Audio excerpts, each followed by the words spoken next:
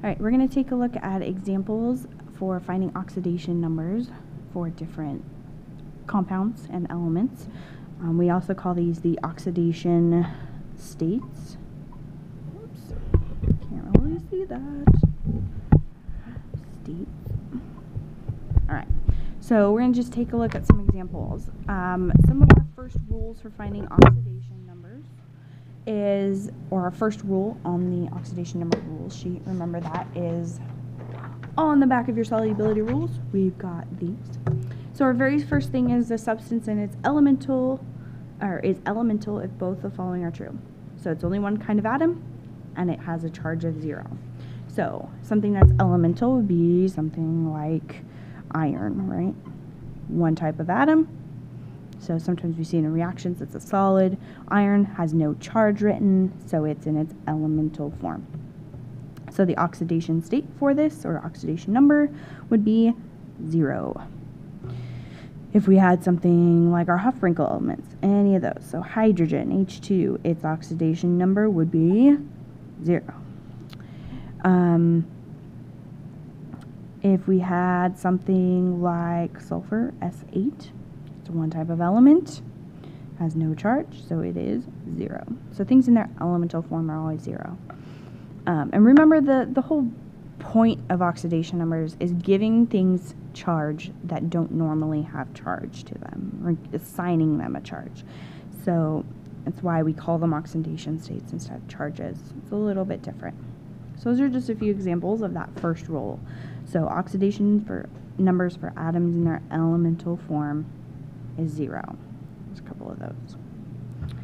Alright, the second rule said oxidation numbers of a monatomic ion equals the charge on the monatomic ion. So monatomic means the word mono, meaning single or one. Atomic, meaning atom. And if it's a monatomic ion, means something with charge. So a monatomic ion, something with a charge, or one atom with a charge. So example, calcium ion. Its charge is 2+, so its oxidation number is going to be +2. Something like chlorine has a charge of 1-, so its oxidation number would be -1. If it stated in words like a word problem said calcium ion, what's the oxidation number of calcium ion?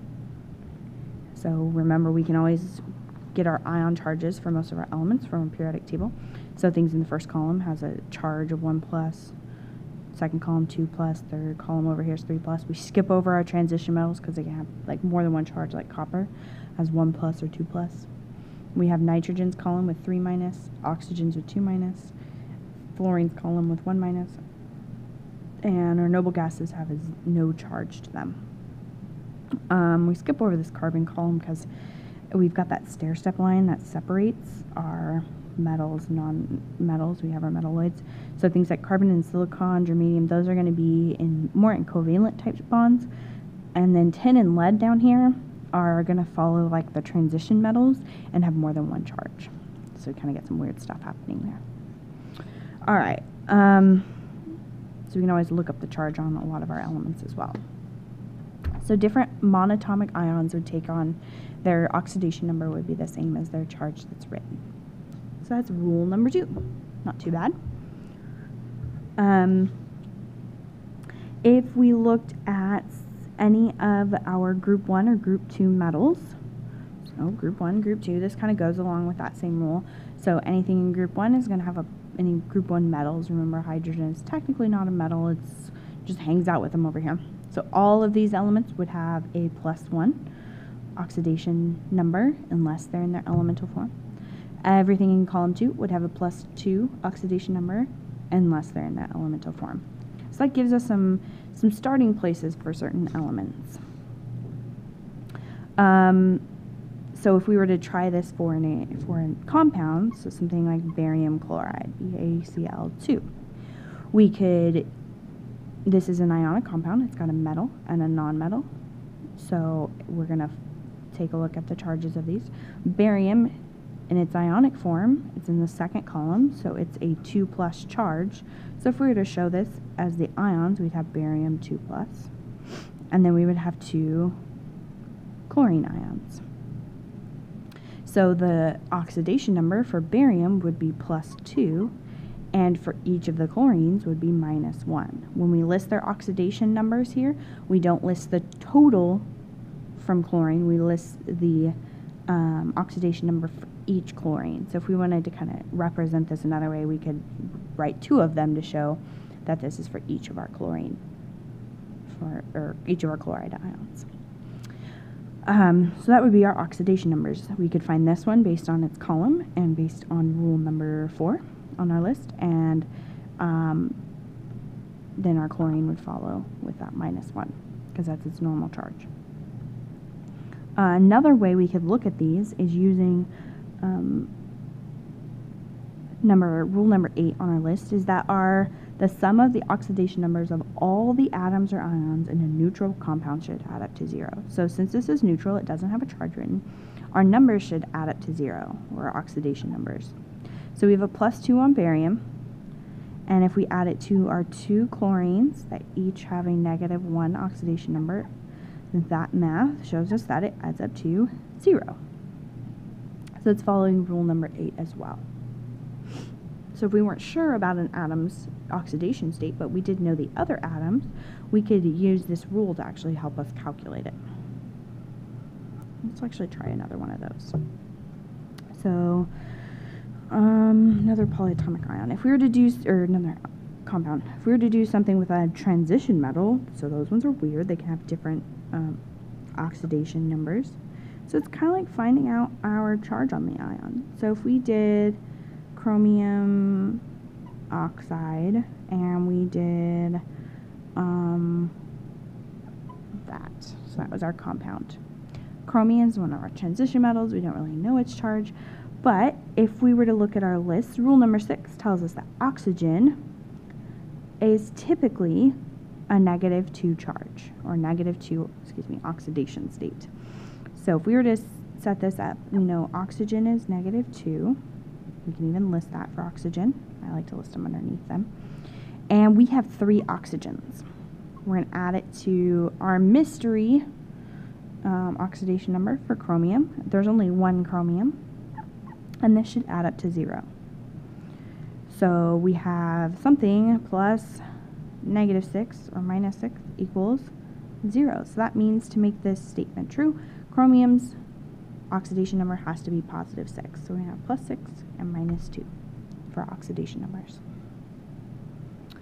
So this is just another example of using that rule number 8. So we can use that a lot to help us figure these out. Alright, some of the other rules we have here in rule number 5 says hydrogen has 2 possible oxidation numbers, +1 when bonded to a nonmetal, -1 when with a metal. So hydrogen with a nonmetal. So we did H2O. It's with a nonmetal. So hydrogen should be +1 with a nonmetal. We have 2 of them. Our oxygen, rule number 6, should have a -2. There's only 1 of them. And this will add up to 0 because there's no charge written. And rule number 8 says we should, on neutral compounds, it should add to 0. So 2 times 1 gives us 2, plus that -2 or -2 equals 0. So those would be our oxidation numbers. This works out. So if we were to list this, so hydrogen or water, we've got +1 and -2 for oxidation numbers. Right? So that's hydrogen with a nonmetal. If hydrogen's with a metal, so say we have calcium hydride. Things we typically don't see. We don't see a lot of hydrogens with our metals. But every once in a while we'll run into something like this. So calcium's in our second column. We can go ahead and write its oxidation number as +2. There's only 1 calcium. Our hydrogen, we have 2 of. And to make this add up to 0, hydrogen would have to be that -1 charge. So that's where we can get that negative oxidation number for hydrogen. So we have 2 minus 2 equaling 0. So we get our correct oxidation numbers there. So for calcium hydride, which we call this, we have +2 and -1 for oxidation numbers. So that takes care of rule number 5. Rule number 6 is for oxygen. So most oxygen in that second bullet is a -2. That's our most common form for oxygen. Every once in a while we will see a peroxide, which is kind of odd. So I'll show you really the only time you're going to see peroxide if it's hydrogen peroxide. We might use it in a lab or something this year.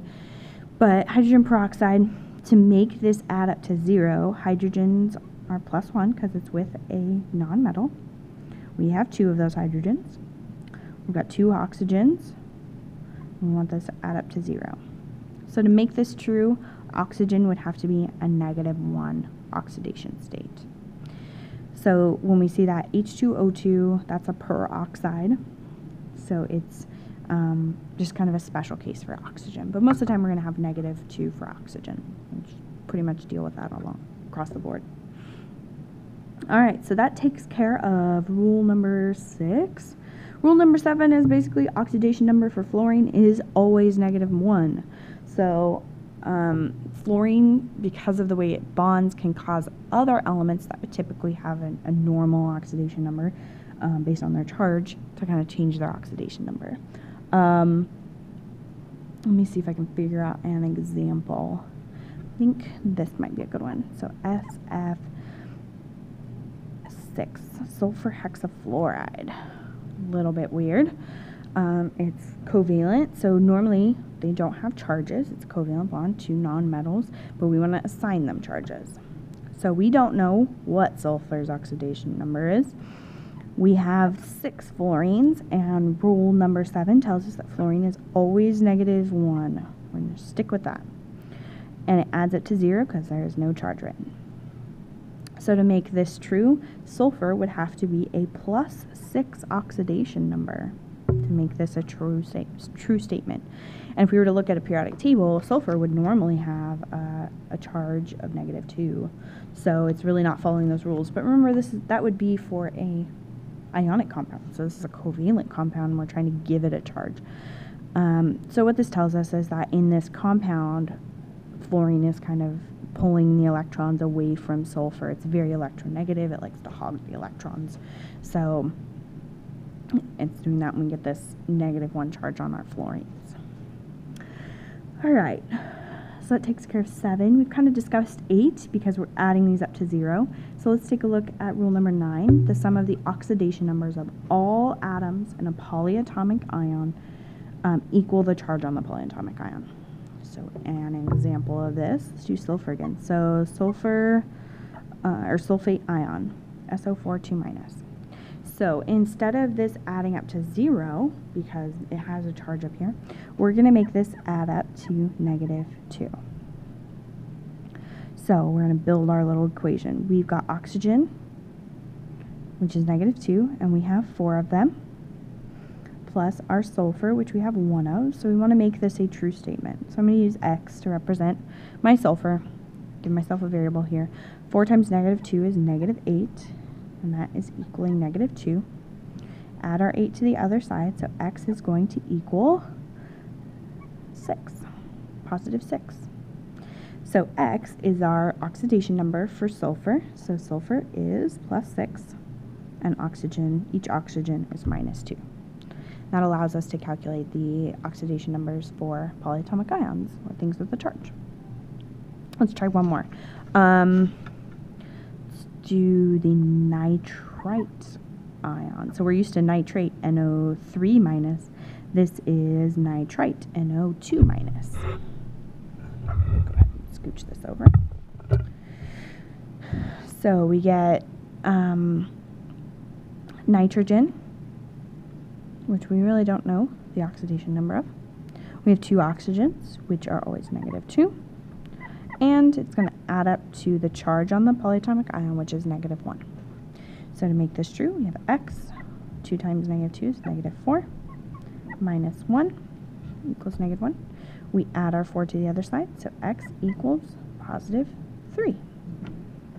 So we've got +3 and -2 for oxidation numbers. So this is not a horrible thing to figure out. It just takes a minute to try these out. So let's try a more complex compound. Let's try something, a larger ionic compound. So let's do sodium carbonate. So we have 3 elements here. We could go ahead and assign. We know oxygen is going to be -2. Sodium's a group 1 element, so it's going to be +1. But carbon, we have to actually figure out. So we're going to do our equation. We have 2 sodium, H with that +1 oxidation state, plus our 1 carbon, we don't know its oxidation state, plus our 3 oxygens, each with a -2 oxidation state. This should add up to 0 because it's a neutral compound. There's no charge. So 2 times 1 is 2 plus x. 3 times -2 is -6 equals 0. We have 2 minus 6, so x minus 4 there, if we gather like terms. Oops. And then we have x equals +4. A little bit of algebra. We've all done algebra. So carbon's oxidation number would be +4. This compound. So we can use this rule even with larger, more complex compounds like sodium carbonate. Let's do one more. Let's do xenon tetrachloride. So xenon is something we typically don't see as a compound, even combined, because xenon is one of our noble gases. It's on the side. So, you know, you might have learned a long time ago that noble gases do not react, except it was a little bit of a lie.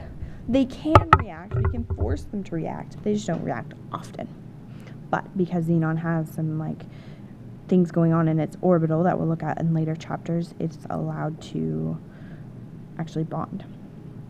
So we have no rule for xenon, so we got to figure this out. When we don't have a rule for either element, the easiest thing to do is go with your element that has a we can look up its normal charge on our periodic table, like chlorine. So if they're with fluorine, fluorine's always -1. We can assume most of our halogens are typically going to be -1. All those ones in that column with fluorine. So if chlorine is normally -1 and we don't know xenon, we can set up our equation. So -1 for chlorine. We want this to add to 0 since there's no charge. There are 4 chlorine. And then we have xenon, we don't know. So x, 4 times -1 is -4, 0, x equals +4. So xenon is going to be +4. So I hope that helps you review and really get these oxidation numbers.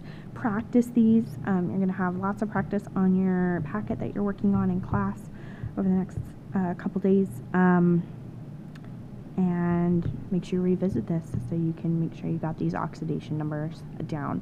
If you come across any that are weird or you need some help with, make sure you come talk to me. Have a great day.